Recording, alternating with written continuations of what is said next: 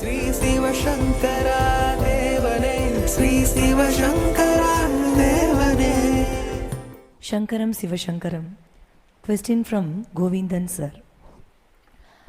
நெஞ்சகமே கோவில், நினைவே சுகந்தம், அன்பே மஞ்சன நீர், பூசை கொள்ளவாராய் பராபரமே என்கிறார் தாயுமானவர்.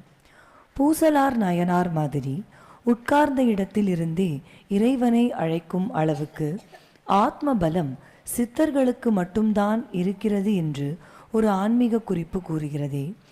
ஆத்ம பலம் இல்லாத ஒரு மனிதன் மானசீகமாக இறைவனை அழைத்தால் கூட அவன் வருவானா?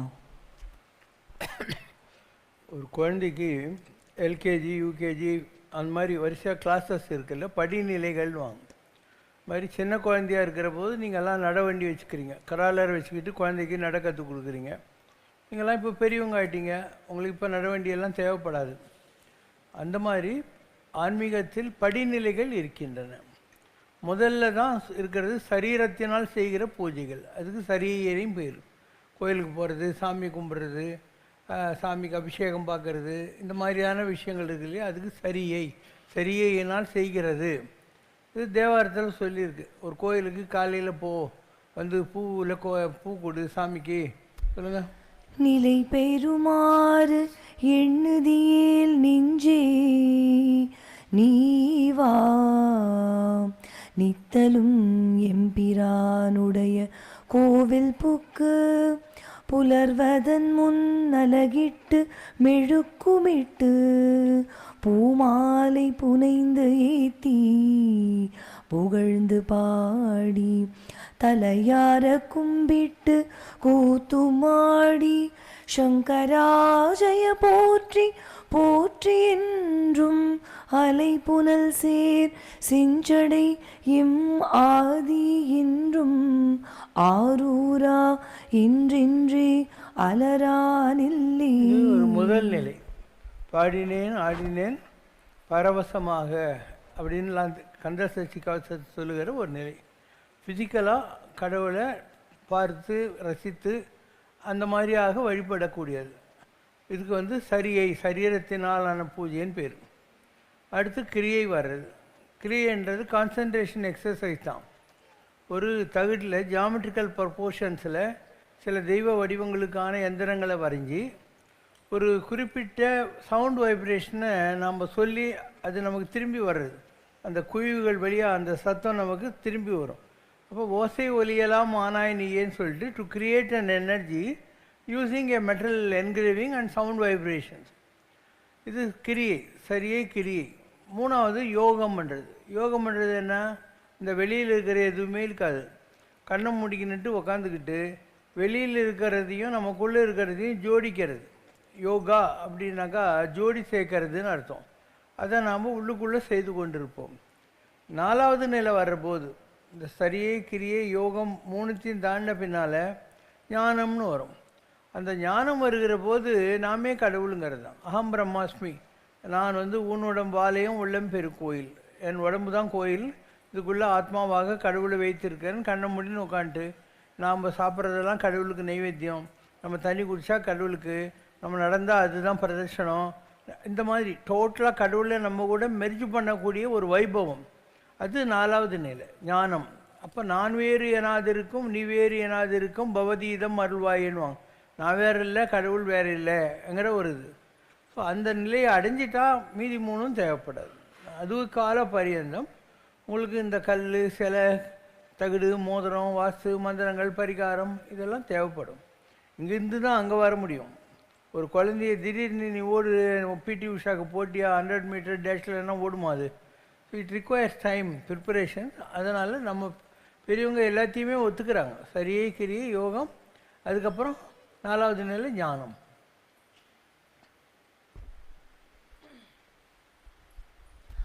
ஒருவன் செய்யும் கர்மாவை அவன் செய்யும் வேறொரு கர்மாவால் அழிக்கவோ அல்லது நியூட்ரலைஸ் செய்யவோ முடியுமா?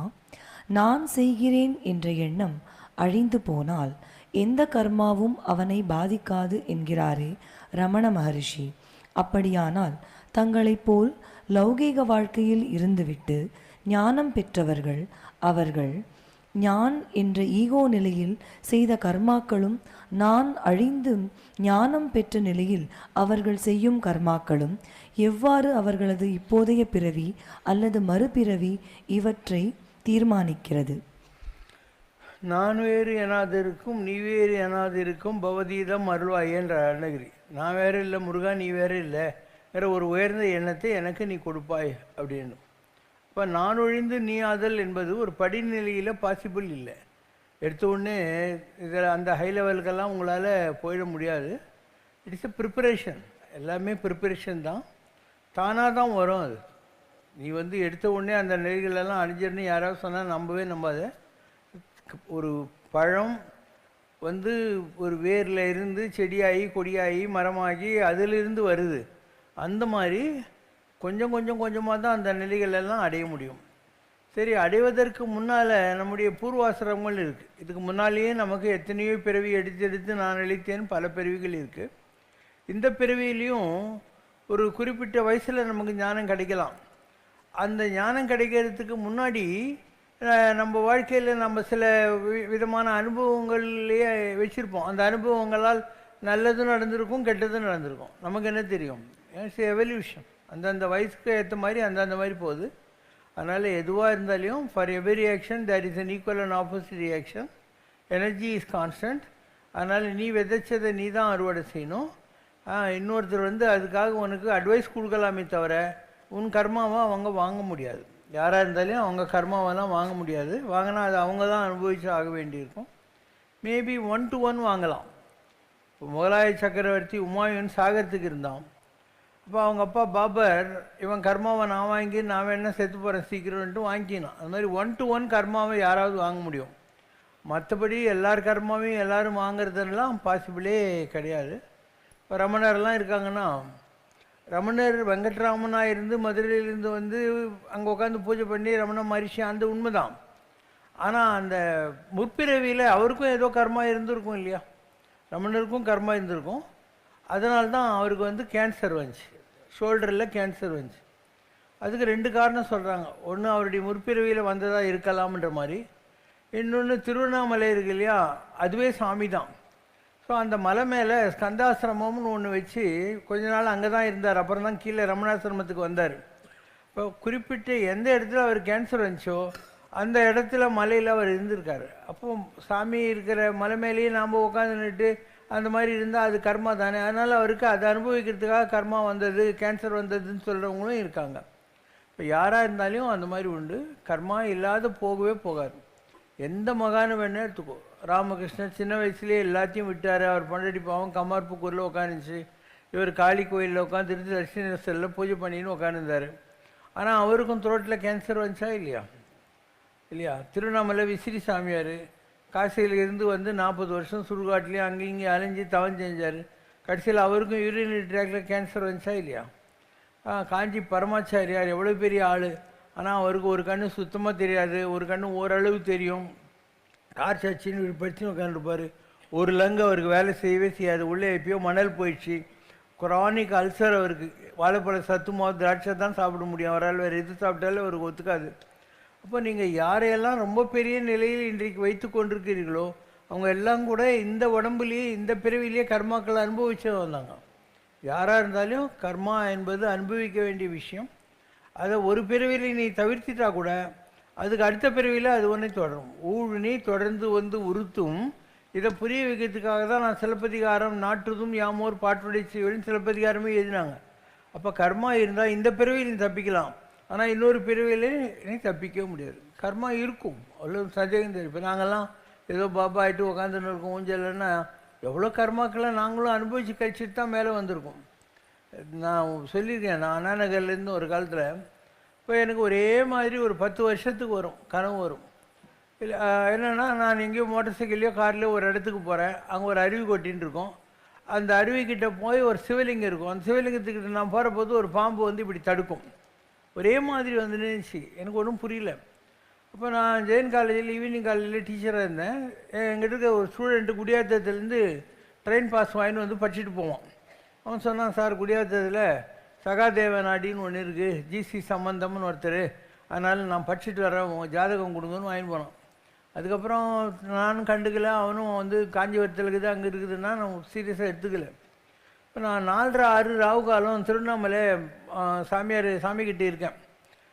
அண்ட் அந்த நேரத்தில் அந்த ஆள் கூப்பிட்ருக்கான், அந்த ஓலை படிக்கிற ஆள் இந்த பையனை கூப்பிட்டு அதில் எழுதிருது 5 PM அப்படின்னு. சண்டே 4:30 6 ராவு காலையிலையா 5 PMன்னு போட்டு சாயந்தரம் என்னை கூப்பிட்டு கொடுத்துட்டார். சார் இந்தாங்கன்னா வீட்டில் கொண்டாந்து கொடுத்தான். அதில் வருது, இதுக்கு முன்பிறவியில் நீ ஒரு கோயிலில் திருப்பதி போகிறான் இல்லையா, திருப்பதிக்கு போகிற வழியில் ஒரு ஆர்ச்சி இருக்கும் மலை ஏறத்துக்கு முன்னால், கபில தீர்த்தம்னு பேர், கபிஸ்தலம் அப்படின்வாங்க. அந்த இடத்துல நீ பிரிஸ்டாக இருந்த. அப்போது ஒரு சிதிலமான நம்மாழ்வார் சந்நிதி இருந்தது, அங்கே ஒரு வன்னி விருட்சம் இருந்தது, ஒரு பாம்பு புத்து இருந்தது. ஒரு பாம்பு யாரை வாழ்நாளெல்லாம் கடிக்கலையோ அது என்ன பண்ணுவோன்னா அதனுடைய விஷமெல்லாம் சேர்ந்து நாகமணி ஆகிடும், நாகரத்னம் பண்ணுவாங்க. ராத்திரி ஆனவுடனே அந்த மணியை உமிழ்ந்துட்டு வெறும் சின்ன உடம்பு எடுத்துக்கிட்டு காற்றுல பறக்கும், காற்றை தான் சாப்பிடும். அந்த மாதிரி இருந்தது. நீ அந்த மணிக்கு ஆசைப்பட்டு அது மேலே சாணியில் களிமண் வச்சுட்டுனா அது கண்ணு தெரியாது இல்லையா, அது பூமியில் அடிச்சுக்கிட்டு உயிரை விட்டுரும். அந்த மாதிரி ஒரு தப்பு நீ பண்ணியிருக்க ஒரு பிறவியில். நீ வந்து கடவுளை நம்புறதுனாலையும் திருவண்ணாமலையை நம்பி இருக்கிறதுனாலையும் கடவுள் உனக்கு வழிகாட்டுறாரு. நீ உத்திராட நட்சத்திரம் இந்த டைமுக்கு அங்கே போகணும், அந்த இடத்துல போய் அந்த பாம்புக்கிட்ட மன்னிப்பு கேளு, நான் பண்ணது தப்புன்னு சொல்லி. அதுக்கப்புறம் 11 நாகலிங்க பூ எடுத்துக்கிட்டு அங்கே இருக்கிற கபில ஈசனுக்கு நீ அர்ச்சனை பண்ணிட்டு வா, அப்போ உனக்கு இந்த கர்மா தீர்ந்துடும் அப்படின்னு வந்துச்சு. இல்லைன்னா நீ என்ன தான் ஹையஸ்ட் தெய்வ நிலை அடையணும்னு முயற்சி பண்ணால் கூட இதுவும் காலை பிடிச்சி இழுத்துனே இருக்குது, இந்த கர்மா உன்னை இழுத்துக்கிட்டே இருக்குது அப்படின்னு வந்துச்சு. ஸோ நான் அதே மாதிரி போனேன். கரெக்டாக அதே மாதிரி நம்மாழ்வார் சந்நிதி, அதுக்கு பக்கத்தில் அந்த வன்னி விருட்சம், அங்கே அந்த பாம்பு புத்தெல்லாம் இருக்குது. அங்கே போய் மானசீகமாக மன்னிப்பு கேட்டு 11 நாகலிங்க பூவில் கபில ஈசனுக்கு பூஜை பண்ணிவிட்டு நான் அண்ணா நகர் வீட்டுக்கு வந்துட்டேன். அன்றைக்கி அந்த பாம்பு வந்துச்சு, வந்து உன் கை நீட்டுறா அப்படின்ச்சு. நான் கை நீட்டுறேன், அது நான் உன்னை மன்னிச்சிட்டேன் 3 தடவை கொத்திட்டு இனிமேல் உலகத்தில் யாரும் எங்கே பாம்பு கடிச்சாலையும் நீ என்னை கூப்பிட்டு நான் அந்த விஷயத்தை எடுத்து கொடுக்குறேன்னு. அப்போ ஒரு சாபம், நம்ம கடவுளை நம்புகிற போது அதிலிருந்து விமோச்சனம், அதிலிருந்து ஒரு வரம். இதுதான் வாழ்க்கை என்பது. எப்படி இருந்தாலும் தவறவே தவறாது எதுவாக இருந்தாலும். அதனால் யாருக்கு எந்த கர்மா இருந்தாலும் நீ செய்ய வேண்டியதெல்லாம் கர்மாவை பற்றி கவலைப்பட தேவையில்லை, கடவுளை நம்பினே இருக்கணும். எவ்வளோ மோசமான கர்மா உனக்கு என்ன தெரியும், உனக்கு எவ்வளோ கடங்குது. கர்மான்றது கடன் தானே, எத்தனை பிரிவில் சேர்த்து வச்சுது. அதனால் நீ கடவுளை நினைக்கிறது தான் கடை. நம்ம என்னலாம் கடமை, அதுவும் தூமலர் ரூபம் தூவி சுமந்தா இருக்கே அப்படிங்கிறான். உன் வேலை என்ன, சாமி கும்பிட்றது தான். அது கூட எத்தனையோ பிறவிகளாக பூஜை பண்ணியிருந்தால் தான் அந்த நல்ல புத்தியும் உனக்கு வரும், இல்லைன்னா வரவே வராதுன்ற மாதிரி. இது ஒரு எக்ஸாம்பிள். எப்படி நாங்கள்லாம் கூட ஒரு சாமி ஆகிறதுக்கு முன்னால் எங்கள் கர்மாவெல்லாம் கழிச்சிட்டு தான் இந்த நிலைகளுக்கு வர முடியுது அப்படிங்கிறது. அதே மாதிரி லிங்கிச்சேர்ச்சி ஸ்ட்ரீட்டில் ஒரு சாமி இருந்தாங்க, ரொம்ப பெரிய நிலை வருது. இப்போ அவருக்கு விஜிபி ராமானுஜர் நகர்னு சொல்லி ஸ்ரீபெரும்புதூர்கிட்ட அவருடைய கோயில் இருக்குது, ரொம்ப பெரிய நிலை. அவர் பார்த்தா அந்த குப்பெல்லாம் பொறுக்கிறவங்க மாதிரி இருப்பார், தாடியெல்லாம் வச்சுக்கிட்டு ஷர்ட்லாம் போட மாட்டார், ஒரு அழுக்கு துண்டை கட்டிக்கின்னு உட்காந்து இருப்பார். நீ அவரை பார்க்குறதுக்கு போனேன்னாக்கா டீ வாங்கின்னு போகணும், அது கூட டீ கடை ஞாயிறு கொண்டு போகக்கூடாது, நீ வாங்கின்னு போகணும். ஸோ ஒரு 5 எம்டி கிளாஸு 5 டீ, ஒரு கிளாஸ் தண்ணி எடுத்துன்னு போய் அவர் எதிரில் வைக்கி இப்படி கும்பிடணும். அவர் எத்தனை பேர் இருக்கிறாருன்னு பார்த்துன்னு அத்தனை கப்பு டீ கொஞ்சம் கொஞ்சம் கொட்டுவார். அந்த தண்ணி எடுத்து இப்படி ஆகாசத்தை பார்த்துட்டு இப்படி கொஞ்சம் தண்ணி அதை பூஜை பண்ணுறாராம். அதான் இன்னும் எல்லாருக்கும் டீ எடுத்து கொடுப்பாரு, நீங்கள்லாம் டீ குடிச்சின்னு. அதுக்கப்புறம் அவர் பீடி வச்சுருப்பார், நீங்கள் கொடுப்பாரு எல்லாருக்கும். அவருடைய ஹாஸ்பிட்டாலிட்டி அதுதான், நீ வாங்கிக்கலாம் வேணாம்னா விட்டுடலாம். இதுதான் அவருடைய வழிமுறைகள். இப்படி தான் உட்காந்து இருப்பார், இதுதான் செய்வார் அவர். ஸோ நான் அவர்கிட்ட ரொம்ப தடவை போயிருக்கேன். நான் மண்டடியில் தான் இருந்து 55 மலைப்பந்தேரில். அதனால் காளிகாம்பாள் கோயில் போய்ட்டு லிங்கிச்சேரி ஸ்ட்ரீட் போய்ட்டு அப்படியே நான் வருவேன், நான் பாரிஸ்க்கு வருவேன். ஸோ அவருக்கு எனக்கு ரொம்ப நல்லா பழக்கம் இருக்குது. அவருடைய பாஷை வந்து ஏலம் போடுற மாதிரி இருக்கும். அவர் இங்கே தான் உட்காந்து இருப்பார், TMJ 1994 பச்சை கலர் ஸ்வீட்டார் அப்படின்னு. அவர் நீ எந்த வண்டியில் போயிருக்கிற அந்த நம்பர் சொல்லி உன்னுடைய பழைய கர்மா என்ன, நீ யாருன்னு சொல்லுவார். இப்படி எல்லாருக்கும் சொல்லுவார். அந்த ஸ்கூட்டில் போகிறவனுக்கு தெரியாது, நம்மளை பற்றி தான் சொல்லிங்கிறான்னு தெரியாது. அந்த மாதிரி ஒரு தடவை கிருஷ்ணவேணி அம்மாவை கூட்டின்னு போனேன் நான். கல்யாண தீர்த்தம் புதிய மலையில் இருந்தாங்க இல்லையா, அவங்கள காளிகாம்பாள் கோயில் கூட்டின்னு போயிட்டு சாமிக்கிட்ட கூட்டின்னு போனேன். அவர் எல்லாம் ஏலம் போடுற மாதிரி தான் பேசுவார். அந்த காலத்து அவையார் என்ன மேக நீர் அப்படின்னார். மேக நீர்னா என்ன, பூமியில் இருக்கிற தண்ணி மேகமாகி மேகம் வந்து திருப்பியும் மழையாக பெய்யுது. இந்த மாதிரி பூமியில் இருக்கிற எக்ஸு மேலே போய் திருப்பியும் ஒய்யா இந்த உலகத்துக்கு வர்றாரு இல்லையா, அதுதான் மேக நீருன்ற பாஷ்யம். அதனால் ஔவையாராக இருந்தவங்க இவங்க அந்த ஆத்மா அப்படின்னு இந்த மாதிரி ஒவ்வொருத்தரும் சொல்லுவார். இப்போ நான் முதல்ல அவர்கிட்ட போன போது என்னை பற்றி என்ன தெரியுமா சொன்னார், அந்த காலத்து நடராஜன் மேக நீர் அப்படின்னாரு. சிதம்பரத்தில் யார் நடராஜன்னு சொல்லி கும்பிட்றீங்களோ இவங்கெல்லாம் ராஜாங்க. நடராஜன், தியாகராஜன், கோவிந்தராஜன், சுந்தரராஜன் எல்லாம் ராஜாங்க. ராஜாவாக இருந்தவங்க நல்ல தவசிகளும் தான தர்மம் செஞ்சுருந்தாங்க. அவங்க உடம்புக்குள்ளே ஒரு எனர்ஜி இருந்தது. அப்படி தான் அவங்களெல்லாம் கடவுளாக கும்பிட்டாங்க. இதுவே ஜனங்களுக்கு தெரியாது. நீங்கள் பார்க்குற கோவிந்தராஜனில் அவங்கெல்லாம் ராஜாக்களாக இருந்தவங்க. ஸோ நான் திருப்பதி மலை மேலே நிறைய இடங்குது. தும்புரு தீர்த்தம், ராமகிருஷ்ண தீர்த்தம், குமாரத்தாரா, இந்த மாதிரி நிறைய தீர்த்தங்குது. அங்கெல்லாம் போய் இருந்திருக்கேன் நான். அப்போ அவங்க சொல்லுவாங்க, அங்கே யாராவது விறகு வெட்டுறதுக்கு அவங்க இவங்க வருவாங்க இல்லையா, அவங்க சொல்லுவாங்க இந்த மாதிரி கோவிந்தராஜ் இந்த இடத்துக்கெல்லாம் வருவார், இங்கேருந்து பங்காரு சாப்பா வெண்டி சாப்பா எல்லாம் எடுத்துன்னு போவார். அவன் நம்ம நினச்சிருப்போம் ஏதோ கோல்டில் இருக்குது வெள்ளியில் இருக்குதுன்னு. அப்படிலாம் ஒன்றும் இல்லை. நீங்கள் அக்வேரியத்தில் பார்க்குறீங்க இல்லையா, கோல்டன் ஃபிஷ்ஷு, சில்வர் ஃபிஷ்ஷு, அதுதான் அவங்க சொல்கிறாங்க. இப்படி எல்லாமே ராஜாக்களாக இருந்தவங்க தான், உனக்கு அதில் டவுட்டே கிடையாது. ஆனால் அவங்க ரொம்ப நோபலாக இருந்தாங்க. ஸோ அந்த அந்த காலத்து நடராஜன் மேக நீர் அப்படின்னா நடராஜராக இருந்தது இந்த ஆள் தான் அப்படின்னு அர்த்தம். அதுக்கு ஒன்று. ரெண்டாவது அவர் சொல்லுவார், தாடி வச்ச சீக் மதம், பெற போட்ட இஸ்லாம் மதம், சிலுவை போட்ட கிறிஸ்துவ மதம், இந்த மாதிரி எல்லா மதத்தையும் பார்த்து அப்பா ஸ்கூலுக்கு கூட்டின்னு போகிற போது கொஞ்சம் கை விட்டு ஏமாந்து போன மேக நீர் அப்படின்னார். இவர் எல்லா மதங்கள்லேயும் பூந்து வந்தவர்.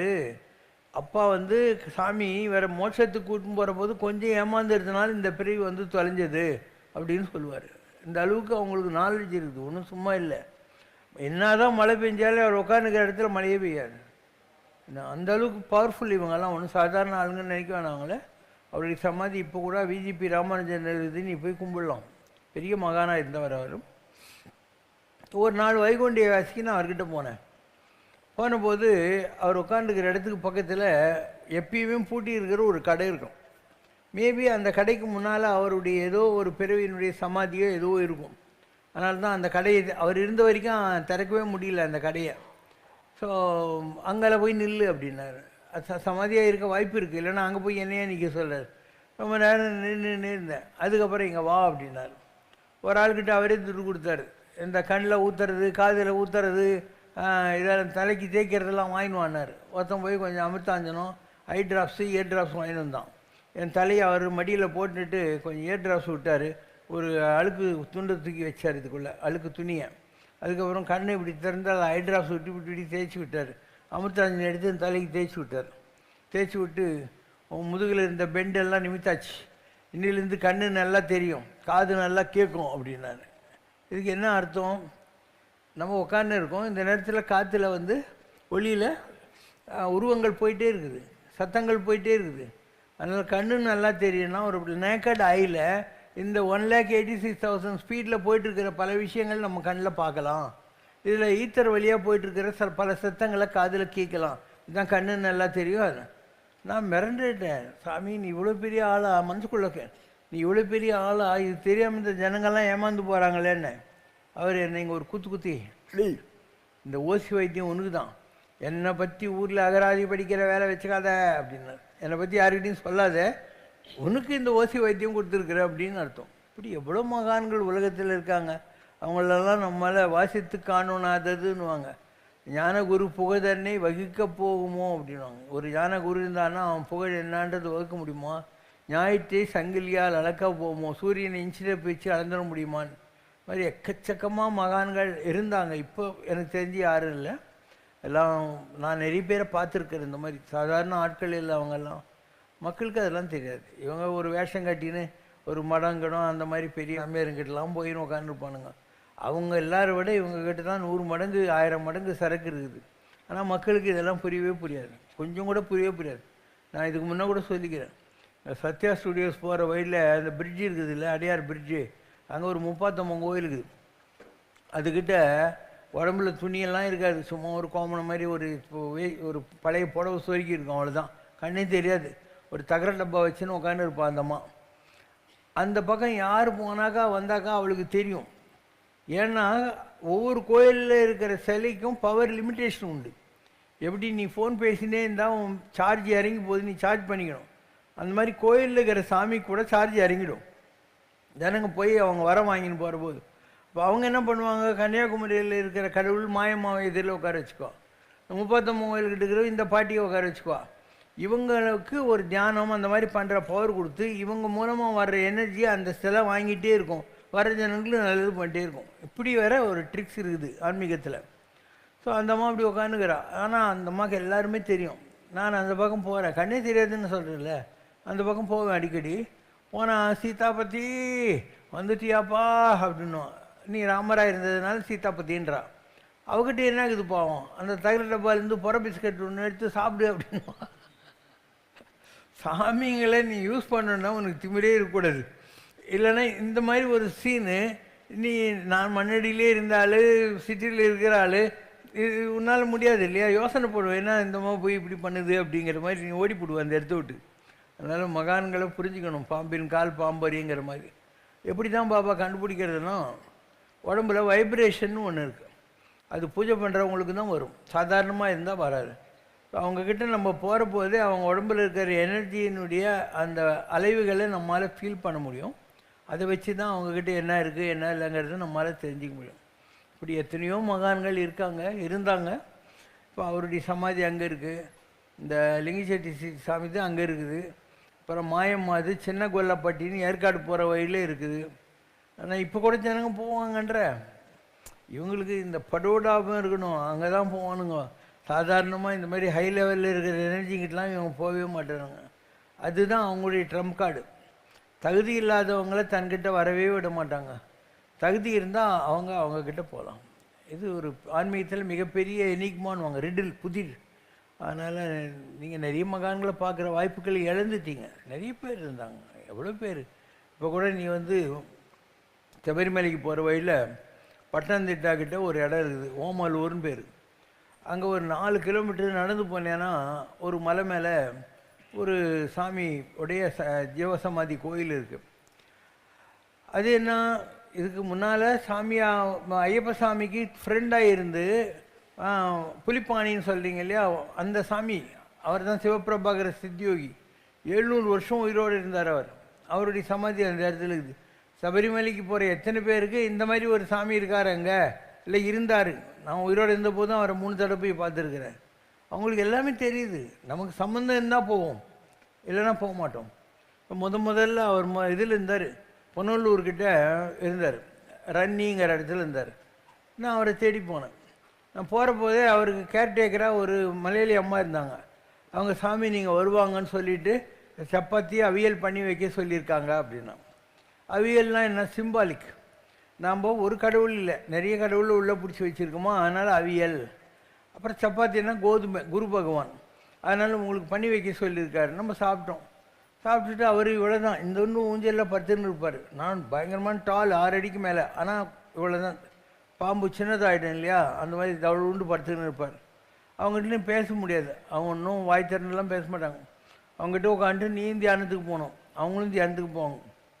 அப்போ 2 பேரும் மைண்டில் பேசிக்கலாம், ஒருத்தருக்கு ஒருத்தர் மைண்ட்லேயே பேசிக்கலாம், அப்படியே பிளெஸ்ஸிங் நடப்பாங்க. இது இப்போ முதல்ல அங்கே இருந்தார் ரன்னியில் புனலூர்கிட்ட, அதுக்கப்புறம் இங்கே பட்டணத்திட்டாக்கு வந்துட்டார். பெரிய நிலை, இன்றைக்கி அந்த இடம் இருக்குது, நீங்கள் போய் பார்க்கலாம். ரொம்ப பெரிய நிலையில் ஒரு பெரிய மகானவர். ஸோ இப்படி எவ்வளோ பேர் இருக்கிறாங்க. அவர் அந்த உடலை விட்டுட்டு அப்புறம் எனக்கு தரிசனம் கிடச்சிருக்குது. அவர் வந்து 4 குச்சி நட்டு அது மேலே உட்காந்துருக்காரு. கீழே யாரோ இருக்காங்க, ஒரு அம்மா இருக்காங்க. அந்த செக்யூரிட்டி சொல்கிறா, நீங்கள் போய் அவரை டிஸ்டர்ப் பண்ணாதீங்க அப்படின்ட்டு. அந்த அம்மா சிரிச்சுக்கிட்டே போ அப்படின்றா, உனக்கு இதெல்லாம் ஒரு கணக்கில்லை, நீ போகலாங்கிற மாதிரி சொல்கிறா. ஸோ இன்றைக்கி அந்த ஆத்மா சிவபிரபாகர சித்தியோகிங்கிறது யமுனா நதி கரையில் தேவரஹா பாபான்னு ஒருத்தர் இருந்தார். அவர் இப்படி தான் அம்மனமாக 4 குச்சி நட்டு அந்த மேலே உட்காந்துருப்பார். இந்திரா காந்தியிலேருந்து ராகுல் காந்தியிலேருந்து யார் போனாலையும் மேலேருந்து காலில் ஒரு விடுவார். இதுதான் அவர் வழிமுறை. இது மாதிரி நிறைய மகான்கள் இருக்காங்க. உனக்கு குடுப்பின இருந்தால் அவங்கெல்லாம் உன் கண்ணுக்கு மாட்டுவாங்க, உனக்கு இல்லைன்னா அவங்க இருந்திருப்பாங்க, நீ அவங்கள மிஸ் பண்ணியிருப்ப. இப்படி 1000 மகான்கள் இருக்காங்க. இப்போ யாரும் இல்லை, எல்லாம் போயிட்டாங்க. இப்போ இந்த ரத்தினகிரியில் ஒரு சாமி இருக்குது, அவ்வளோதான். மற்றதெல்லாம் கிருஷ்ணவேணி அம்மா போயிடுச்சு, சாந்தானந்த சாமி பெரிய நிலை அவரது, விஸ்வாமித்திரா இருந்தவர், குருஜி சுந்தரராமன் வசிஷ்டராக இருந்தவர் இங்கே மயிலாப்பூரில் அவர். இப்படி நிறைய மகான்கள் எல்லாம் அந்த காலத்துலேருந்து இருந்தவங்க திருப்பியும் வந்தாங்க. இந்த சிந்தலச்சேரி லாடசங்கிரி பொன்னையாசாமின்னு ஒரு ஆள் இருந்தார். பார்த்தா விறகு வெட்டி மாரி இருப்பார் உயரமாக. அவர் யாருக்கும் ஒன்றும் கையில் திருநூறு கூட கொடுக்க மாட்டார். கேட்டாக என் பவரை சேர்த்து வச்சு நான் இறந்த பின்னால் அந்த இடத்துல ஆனந்த பைரவிக்கு ஒரு கோயில் வரணும்னு சங்கல்பம் பண்ணி வாழ்ந்துருக்கிறேன்னு. இப்படி விதவிதமாக இருப்பாங்க. அவர் கையில் ஒரு லாட சங்கிலி வச்சுன்னு ஜல்லுன்னு, அவர் பேர் லாட சங்கிலி சீங்குழல் பொன்னையாசாமி. அவர் அங்கே இருந்தார், சிந்தலச்சேரி சின்னமனூர்கிட்ட உட்காந்து இருந்தார். இப்படி எக்கச்சக்கமான மகான்கள் இருந்தாங்க. நான் அவங்கள பார்த்துருக்கேன், இந்தியாவிலையும் பார்த்துருக்கேன். அண்ட் இதில் மலேசியாவில் மகத்தீருக்கெல்லாம் ஒரு ஆன்மீக ஜோசியராக இருந்த ஒரு ஆள் குரு ஹனுமன் தான், சைனாக்காரர், அவரை பார்த்துருக்குறேன். அதுக்கப்புறம் பங்களாதேஷில் பூட்டோவுக்கும் பெனசிர் பூட்டோவுக்கும் குருவாக இருந்தால் அப்துல் ரஹ்மான் சிஷ்டி அப்படின்னு ஒருத்தர் இருந்தார். அஜ்மீர் தர்கா சிஷ்டி இல்லையா, அவருடைய பரம்பரையில் வந்தவர். அவரை நேரில் பார்த்துருக்கேன். எக்கச்சக்கமான மகான்கள் எல்லாம் அமெரிக்காவில் இருக்காங்க, நிறைய இடங்கள்ல இருக்காங்க. அண்டு நமக்கு பிராப்தம் இருந்து ஏதாவது பழைய கனெக்ஷன் தான் இருக்கும். நிறைய பேர் இருக்காங்க உலகத்தில், நான் எல்லாரையுமே பார்த்துருக்கேன். ஒவ்வொருத்தர்கிட்டையும் நம்முடைய அனுபவம் ஒவ்வொரு மாதிரி இருக்கும். எக்கச்சக்கமான அனுபவங்கள் நமக்கு இருக்கும். அதில் இந்த அப்துல் ரஹ்மான் சிஷ்டி இருக்கார் இல்லையா, அவர் யாருன்னா பூட்டோ கிட்ட சொன்னாராம், ஒன்று தூக்கில் போட போகிறாங்க அப்படின்னு. அவனுக்கு எப்படி இருக்கும், எவ்வளோ பெரிய சர்வாதிகாரி, கெட் அவுட்டுன்ட்டான். ஆனால் நிஜமாகவே அந்த ஆள் தூக்கில் போடுறாங்க. அப்போ மேனேஜரை கூப்பிட்டு இந்த மாதிரி அவர் சொன்னார், நான் மதிக்கலை, நீ அவரை போய் பாரு, நான் தூக்கில் போன பின்னால். இந்த அம்மா அங்கே போகுது. அப்போ அவர் சிட்டகாங்கன்ற ஊரில் இருந்திருக்கார் பங்களாதேஷில். அவர் நீ பிரைம் மினிஸ்டர் ஆகணும். எங்கள் நாட்டில் கொடுங்கோல் ஆட்சி நடக்குது, எலெக்ஷனு பிரைம் மினிஸ்டர்லாம் நடக்கவே நடக்காதுன்னா, மாம்பழ கூட ஒன்று ஏரோப்ளேனில் உருள போகுது, அப்போ பாரு நீ ஆய்வானு. அதே மாதிரி பாம்பு ஒன்று வச்சு அப்போ இருந்த ஒரு சர்வாதிகாரியை கொலை பண்ணிட்டாங்க. இப்போ எலெக்ஷன் பெனாசிர் வந்தான். அதனால் ஒரு 4 பிளேனில் இவரை போய் பார்த்தான்னு நான் எப்பயோ ஏஷியா வீக்குன்ற பத்திரிகையில் பார்த்தேன் ஞாபகம். அதனால் நம்ம ஃப்ரெண்டு எக்ஸான் மொபைல் குணா இருந்தார் அங்கே, அவர்கிட்ட சொன்னேன், இந்த மாதிரி நான் படிச்சிருக்கேன் குணா, அவர் இருக்காரான்னு கொஞ்சம் பாருங்கன்னு. அவங்க ஆளுங்க எல்லாம் பெங்காலி பாய்ஸ் எல்லாம் இருப்பாங்கள்ல, ஆமாம் அவர் இன்றைக்கி வந்திருக்காரு டாக்காக்கு அப்படின்னாங்க. இது மாதிரி இந்தியாவிலேருந்து ஒருத்தர் உங்களை பார்த்து ஆசீர்வாதம் வாங்கிறதுக்காக வராரு மாத்திரம் சொல்லணும், வேறு எதுவும் சொல்லக்கூடாதுன்னு. அவங்க சரி வாங்கன்ட்டாங்க.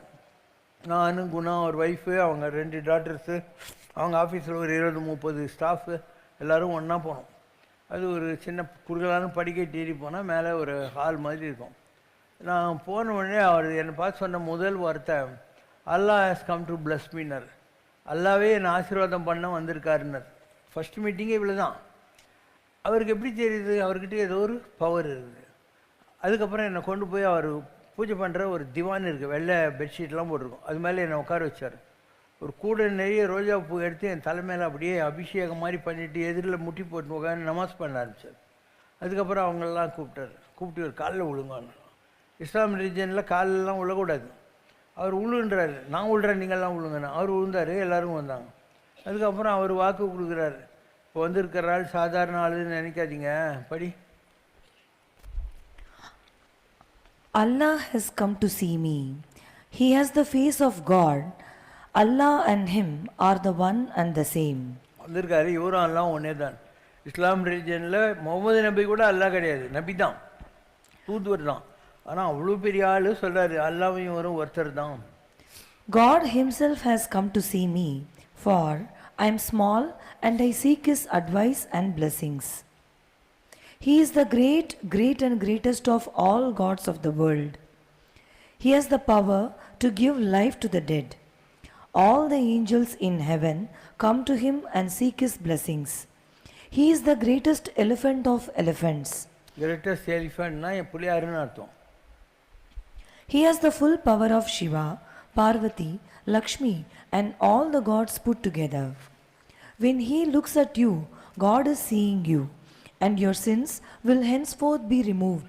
அவர் உன்னை பார்த்தாருன்னா கடவுள் உன்னை பார்க்காருன்னு நம்பு, பாவமெல்லாம் மன்னிக்கப்படும். When he touches you, God is touching you, and all your karmas are dissolved and obstacles removed. Whatever he asks, God's will readily given to you. அவர் என்ன கேட்டாலையும் கடவுளுங்க அந்த கோரிக்கையை நிறைவேற்றுவாங்க. If he wants, even this building will turn into gold. அவர் நினச்சா ஒரு சாதாரண கட்டடம் கூட தங்கமாக மாறிடும். He is the lion who has the power within him, given by none other than the gods themselves, to unite the world. அவர்கிட்ட அந்த சிங்கத்தினுடைய சக்தி இருக்குன்னா நரசிம்மர்னு அர்த்தம். He can bring out the lion from his heart to tame the world. What is good in all religions, God has taught him even before he met his guru. எல்லா மதங்களில் இருக்கிற எல்லா நல்ல விஷயங்களையும் கடவுளே நேரடியாக இவருக்கு கற்றுக் கொடுத்துருக்காரு. His face is as beautiful as that of the face of God. The sun god himself is at his feet, and so are the moon and stars. இவருடைய காலில் சந்திரனும் சூரியனும் நட்சத்திரங்களும் இருக்கின்றன. He is the embodiment of the purest love, and it flows endlessly and readily to one and all. இவர் அன்பு வடிவானவர், எல்லாருக்கும் ஒரே மாதிரியாக அன்பு செலுத்துவார். He has undergone tremendous sacrifice to reach this level. இந்த நிலைகளை அடைவதற்கு அவர் ரொம்ப தியாகங்கள் எல்லாம் பண்ணியிருக்கார் வாழ்க்கையில். He is the master of management and operates with the system which was taught by God. அவர் நிர்வாகத்தில் கை தேர்ந்தவர். இவருடைய மேனேஜ்மெண்ட் டெக்னிக்ஸ் எல்லாமே கடவுளே இவருக்கு கொடுத்து இவர் மூலமாக நடத்திக்கிற விஷயங்கள் தான். He has no wants, for all his wants have been already granted by God. இவருக்கு எந்த தேவையும் இல்லை. இவருக்கு என்னெல்லாம் தேவையோ எல்லாம் கடவுளே இவருக்கு கொடுத்துட்றாரு. That's all. இதெல்லாம் அவர் சொன்னார். இந்த மாதிரி உலகம் பூரா எவ்வளோ மகான்கள், எந்தரோ மகான் பாவலும் வந்திருக்கினா வந்தனம்ன்ற மாதிரி எல்லா மகான்களையும் பார்த்துருக்கேன். ஸோ ஒரு ஹை லெவலுக்கு நம்ம வந்திருக்கோம். உலகத்தில் ஏதோ ஒரு காரணத்துக்காக வந்திருக்கோம். அந்த காலம் நெருங்கி கொண்டிருக்கிறது. It's not very far. அதெல்லாம் கூடிய சீக்கிரம் ஜனங்களுக்கு புரிகிற போது they will be too happy. எனக்கு பாபா ரொம்ப வருஷமாக தெரியும், அந்த காலத்துலேருந்தே நான் பாபா கிட்ட போயின்னு தான் இருக்கேன் அப்படின்னு அப்போ சொல்லுவேன். நீ இப்போது இதெல்லாம் நம்புறதே உனக்கு கஷ்டம். இன்றைக்கி என்னெல்லாம் சொல்லிகிட்டு இருக்கிறோமோ இதெல்லாம் உனக்கு நம்புறது ரொம்ப கஷ்டம். இங்கே பண்டல வெங்கட்டா நாயுடு ஸ்ட்ரீட்னு ஒன்று இருக்குது, ட்ரிபிள் நைஸ் ஹவுஸ் கிட்ட. அங்கே ஒரு ஆள் இருந்தார், ஐன்ஸ்டீனுடைய அசிஸ்டண்ட். அவர் நடராஜ சர்மா அப்படின்னு. அவர்கிட்ட சான்ஸ்கிரிட்டில் பராசர ரிஷியோட ஒரு நாடி இருந்துச்சு. நான் நிறைய தடவை அவர்கிட்ட போயிருக்கேன். அதில் வர்றது இதெல்லாம். உன் முன்பிறவியில் துர்கை குலதெய்வம், இப்பிறவியிலும் அவள் அருள் உன்னுடன் பரிபூரணமாக இருக்கிறது. நீ நியமனிஷ்டைகளோ மந்திர தந்திரங்களோ வேத வியாக்கியானங்களோ செய்யாமலேயே மிகப்பெரிய யோகிகளும் அடைய முடியாத அருளை கோயில் குளம் சுற்றியே அடைந்து விட்டாய். இப்பிறவியில் சாக்ஷாத் தெய்வமே உன் குரு, மனிதன் அல்ல. மகாபைரவர் சித்தநாதர் அனுகிரகம் அவரே உன் கையில் இருக்கிற மாதிரி. மகாபைரவர் சித்தநாதர்னா ஐயப்பசாமி. அப்போ அவரே உன் கையில் இருக்கிற மாதிரினா அவரும் நீயும் ஒன்றுன்னு அர்த்தம். தெய்வ கடாட்சத்தின் பலனை நித்தியமும் அனுபவிப்பாய். அற்புதங்களை தரிசிப்பாய். சித்திகள் உண்டு, ஆனால் சந்நியாசி இல்லை. கல்ட் பவர்ஸ் எல்லாமே உங்கள்கிட்ட இருக்கு, ஆனால் நீ சன்னியாசி கிடையாது. நான் சன்னியாசி கிடையாது இல்லையா, எனக்கு கல்யாணம் ஆகி பையன் பொண்ணெல்லாம் இருந்தாங்க. தென்பகுதியில் சிவசமாதி அடைந்த மகாயோகியின் அனுகிரகம் கிடைக்கும். சிவசக்தி லீலைகளை அனுபவிப்பாய். ஸ்கந்தநாதனுடைய குகை சம்பந்தமாக பல தரிசனங்கள். பூமியில் பாதாளத்தில் சித்தனால் மறைத்து வைக்கப்பட்ட சிலாமூர்த்திகள் உனக்கு பூர்வ ஜென்ம வாசனையால் லீலைகள் தரிசனமாகும். யோகினி மாதா அனுகிரகத்தால் மகாகணபதியின் பல வடிவங்கள் மூடிய சிலைகள் வைத்த இடங்களை காட்டும். யோகினி மாதான்றது யாரு? கிருஷ்ணவேணி அம்மா, மாயம்மா, இந்த மாதிரி இருக்கிறவங்க. மலைவாழ் ரிஷிகள் தரிசனம். காட்டுக்கெல்லாம் நீ போகிற போது அங்கே இருக்கிற ரிஷிகள் இவங்களெல்லாம் நீ பார்த்துருப்ப. உனது வாழ்க்கை ஆசிரமம் ஏற்காத சந்நியாசி வாழ்க்கை. லோகக்ஷேமத்தில். ஆசிரமம்னா என்ன? இந்த காவி கட்டிக்கிறது, தாடி வளர்க்குறது, கையில் குச்சி வச்சுக்கிறது, இதெல்லாம் ஆசிரமம்னு பேர். சந்நியாச ஆசிரமம். நீ அதெல்லாம் பண்ணவே மாட்டே. ஆனால் அந்த மாதிரி வாழ்க்கை தான். லோகக்ஷேமத்திற்கான தர்ம பிரவேசம். பிறந்ததே இந்த உலகம் நல்லா இருக்கிறதுக்காக, தர்மத்தை காப்பாற்றுவதற்காக நீ வந்திருக்க. உனது மனுஷ சரீரமே தவிர அமானுஷ சக்தி உண்டு. பார்த்தா மனுஷன் மாதிரி இருப்ப, ஆனால் உங்கள்கிட்ட அமானுஷம்னா மனிதர்களுக்கு அப்பாற்பட்ட ஆற்றல் இருக்கு. வன பர்வத சஞ்சாரத்தால் ஆத்ம லாபம். எப்பெல்லாம் நீ காட்டுக்கு போறியோ அப்பெல்லாம் உனக்கு ஆத்மாவில் பவர் கூடிக்கிட்டே போகும்.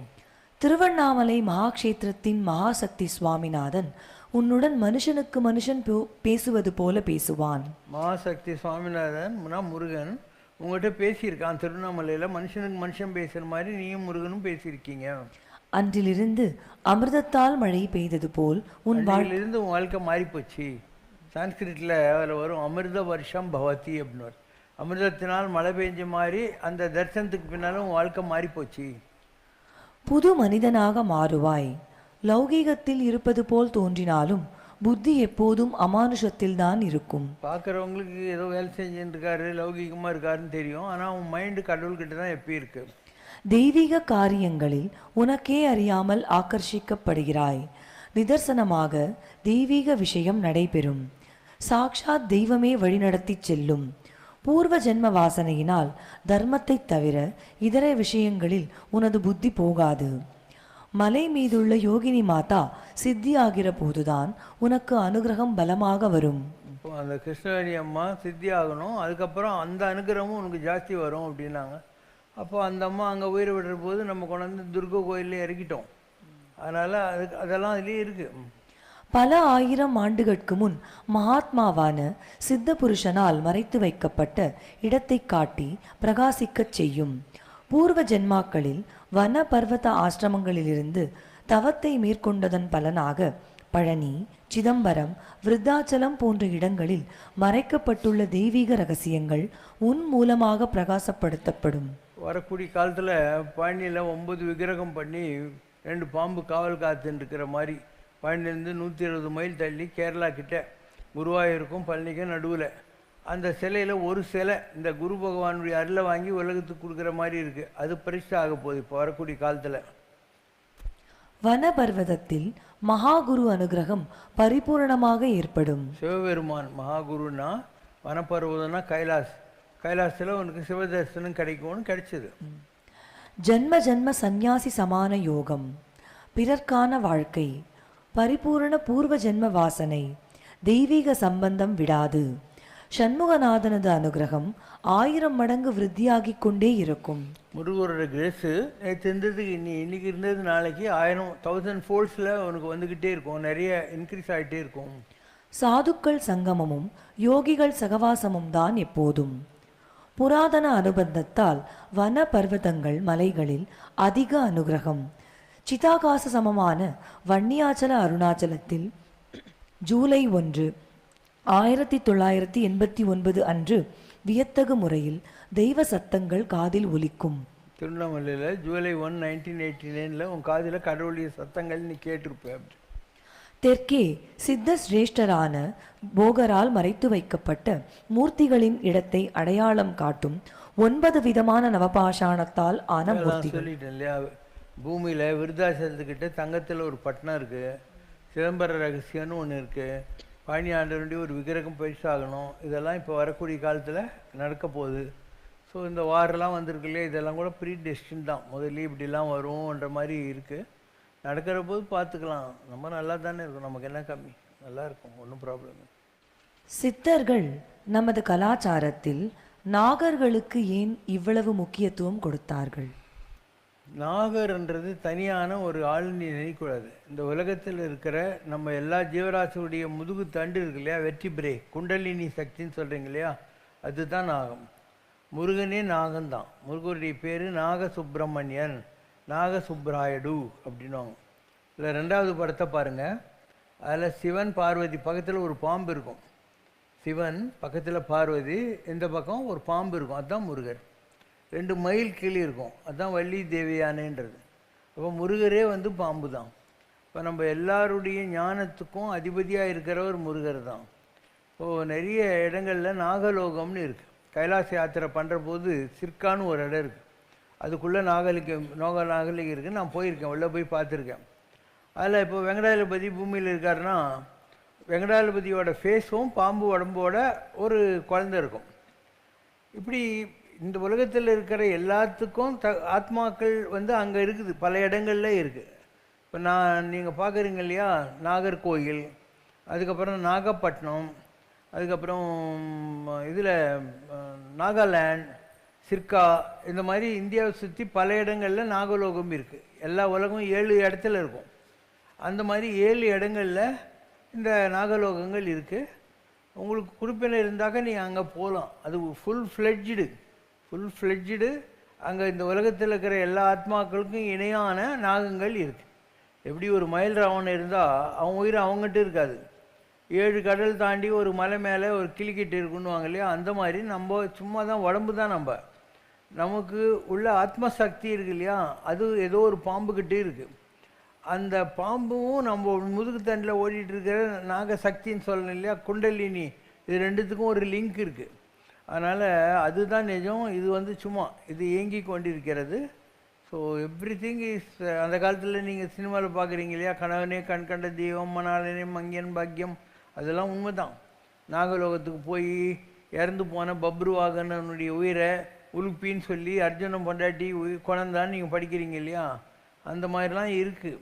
அதனால் அனலில் சுற்ற விளக்கமாகும்னார். யாருக்கு இதெல்லாம் தெரியணுமோ அவங்களுக்கெல்லாம் தெரியும், யாருக்கு தெரிய வேண்டிய அவசியம் இல்லையோ, இன்னும் அவங்களுக்கு அதுக்கான கொடுப்பினம் வரலையோ அவங்களுக்கு இதெல்லாம் தெரியவே தெரியாது. அவங்கள பொறுத்த மாத்திரம் பாம்பு அவ்வளோதான் நினச்சிருப்பாங்க. சுவாமிக்கு தீபம் காட்டும்போது கற்பூரம் அணைந்தாலோ அல்லது நல்ல காரியத்திற்காக வீட்டை விட்டு கிளம்பும் போது பூனை குறுக்கே வந்தாலோ பல்லி தலையில் விழுந்தாலோ பல்வேறு மரண தோஷம் அல்லது அபசகுணம் என்று கூறுகிறார்கள். இப்படி பல்வேறு சகுனத்தடைகள் மனித வாழ்வில் கூறப்படுகிறதே, இறைவனை உண்மையாக நம்புபவனுக்கு சகுனங்கள் ஒரு தடையா? அஞ்சுவது அஞ்சாமை பேதமை, அஞ்சுவது அஞ்சல் அறிவா தொழில். சும்மா அஞ்சு சாவாரி அஞ்சாத பொருளில்லை அவனி இல்லைன்னுவாங்க. இந்த மாதிரி நீ பயந்துனே இருக்க வேண்டியது தான். அதனால் கடவுள் மேலே பாரத்தை போட்டு தெய்வம் நமக்கு துணை, ஒரு தீங்கு வர மாட்டாதுன்னு போயினே இரு, கடமையை செஞ்சினே இரு. இல்லைன்னா ராகு காலம் பார்த்துன்னு, ஏமகாண்டம் பார்த்துன்னு, குளிகையை பார்த்துக்கிட்டு, நல்ல நாள் பார்த்துன்னு, கெட்ட நாள் பார்த்து, இதெல்லாம் நீ நம்பியிருந்தால் வாழவே முடியாது உலகத்தில். நிருபின்னு நின்ற நெடுமாலி நான் நேரமெல்லாம் பாடும் திருமாலே, நிருபென்ன நின்ற நெடுமாலே. திருப்பதி மலையமர்ந்த பெருமாளே, உன்னை தேடி நான் கண்டதொரு திருநாளே, தேடி நான் கண்டதொரு திருநாளே, நிருபென்ன நின்ற நெடுமாலே. அரவணையில் துயின்றாய் அலைமேலே, அருள் செய்ய இறங்கி வந்தாய் எம்பாலே. அரவிந்த மலரும் நின் கண்ணாலே, ஆக்கிவிட்டாய் எமை பொன் போலே, ஆக்கிவிட்டாய் எமை பொன் போலே. அபயம் தர வந்த அச்சுதன் நீ சகல ஐஸ்வர்யங்களும் தரும் வேங்கடனே, சரணடைந்தாலடையும் சாஸ்வதம் நீ, சம்ரக்ஷணம் தரும் சிவசங்கரன் நீ, நிருபென்ன நின்ற நெடுமாலே. நான் நேரமெல்லாம் பாடும் திருமாலே, நிருபென்ன நின்ற நெடுமாலே. கனகாம்பர கமலாசன ஜன காகில தாமா, சனகாதிக முனி மானச சதனானக பூமா, கனகாம்பர கமலாசன ஜக காகில தாமா.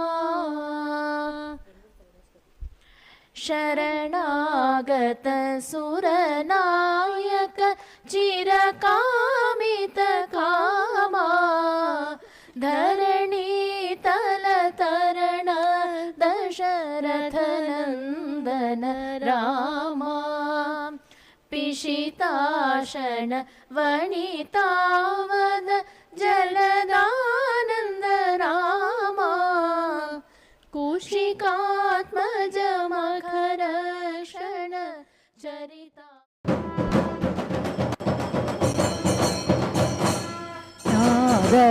पादबिन्दुकलादि नमो नमः वेदमन्त्रस्वरूपा नमो नमः ज्ञानपण्डितस्वामी नमो नमः वेहुकोडि दीपमङ्गलज्योति नमो नमः तूयहम्बललीला नमो नमः देवकुञ्जरि नमो नमः अरुळ्ताराय वीरलुं परकोलाल पूजयं मोदलं गुणयासारनेमियं वीरमुं गुरुश्रीपादसेवयं मरवाद वीरलं पुगழ் காவேரியாழ்விளை சோழமண்டலமீதே மனோகர ராஜகம்பீர நாடாளும் நாயக வயலூரா ஆதியந்த புலாவாசு பாடிய சேர பொங்குவை காவோன நாடதே ஆவினன் குடி வாழ்வான தேவர்கள் பெருமாளே. ओम जय शिव शंकर रे स्वामी जगत परिपालक रे आदि शंकर अवतारा अनाथ रक्षक रे ओम जय शिव शंकर रे அன்னையும் தந்தையும் நீரென்றறிந்தும் அன்பில் நனைகின்றோம் சுவாமி அன்பில் நனைகின்றோம் ஆசானும் இறையாகிய தேவா நின்னடி பணிகின்றோம் ஓம் ஜெய் சிவசங்கரரே கைலையை பன்முறை வலம் வந்தாய் ஓ கருணாகர கீர்த்தி சுவாமி கருணாகர கீர்த்தி மயிலையில் நின்று வரம் தருகின்றாய் மங்களகர